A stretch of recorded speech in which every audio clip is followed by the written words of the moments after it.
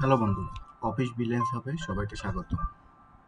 আগের পর্বে আমরা শিখেছিলাম text function with day formatting.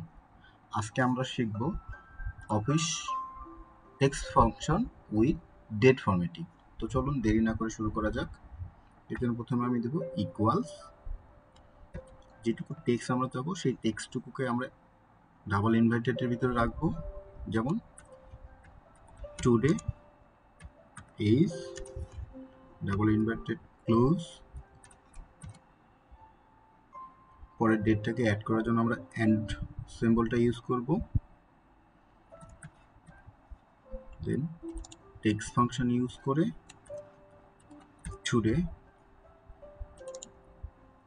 Close করে দেব এবং টুডে ডেটটা আমরা কোন ফরম্যাটে যাচ্ছি তার জন্য invited comma date month and year, invited comma close then enter. তাহলে today is 20th February 2025। Thank you.